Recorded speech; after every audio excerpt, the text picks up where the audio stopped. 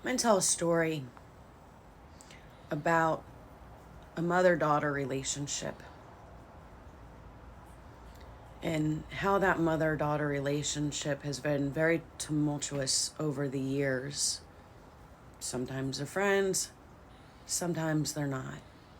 Sometimes they love each other, sometimes they hate each other. Story of almost every mother and daughter relationship. A daughter is always going to be loved by her mother. Mom is always going to try to be a part of her daughter's life. That's what parents do. And many times children will be upset with their parents and they'll try and push them away, create boundaries. I think at a certain age, almost all children do this with their parents. It's a way of them trying to exert independence and freedom and show the world that they can do it on their own. But sometimes moms have a hard time letting go of their children, you know. That empty nest syndrome can be very hard. Some moms, all they know is being a mom. Maybe that was their job their whole life. I had seen a story about a mom. It appeared a mom was trying to get close to the daughter. Like the mom was making an effort to have a relationship with a daughter who didn't really want a relationship. And the mom wanting to protect her daughter because maybe when she was younger, she wasn't able to protect her like she should have, and she felt guilt. And she wanted to make up for that. So she quietly tried to watch her daughter from afar.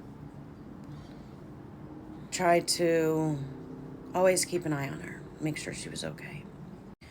Well, mom makes some friends, and she's friends with some people and follows some people that her daughter don't like. And the daughter gets really upset, and she starts telling everybody about what mom did to her and why she don't like mom. But mom, really in this situation, hasn't done anything wrong. All she did was just happen to talk to somebody that daughter doesn't like. In the story, it almost appears as if the mom is doing it on purpose. Like maybe she has seeked out somebody that the daughter doesn't like to befriend. But when you actually dig a little deeper, you find out that mom has actually been friends with this group before the daughter had issue with them. And then the questions start coming. Well, that's weird. That changes everything.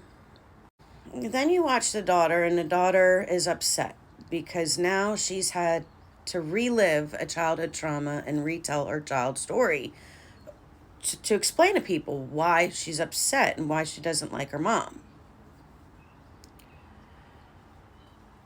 But when you look deeper in the situation, you realize that there's a big question lingering overhead. And that big question is, how did the daughter even know that mom was talking to these people that she didn't like? And who was the one that actually started getting upset first and telling all this information about the childhood trauma? Well, it wasn't the mom. It was actually the daughter. Which then you start wondering, like, why is the daughter complaining about telling everyone her childhood trauma when it was a choice that she made that she literally didn't have to do at all? Well, it became this big thing in this story that everyone was like, oh my gosh, how dare the mom do this to the daughter, knowing that the daughter doesn't like her and knowing the history that they have. Well, the daughter comes out and accuses her mom of being an abuser. Then it's this big drama. The aunt comes out, and the aunt actually is friends with the daughter. And the daughter's like, no, I trust my aunt. I love my aunt. Let's bring her up and let her publicly tell the story, which the aunt does. But not the way the daughter thought. The aunt comes on and defends the mom and says the daughter's telling lies. Well, now things are getting very interesting. By the end of it, you got me questioning who's stalking who. it almost appeared by the end of the story that the daughter was stalking the mom and didn't want mom to have any friends.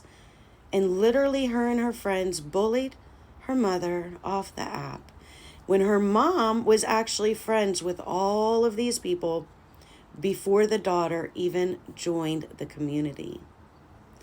Now that's food for thought.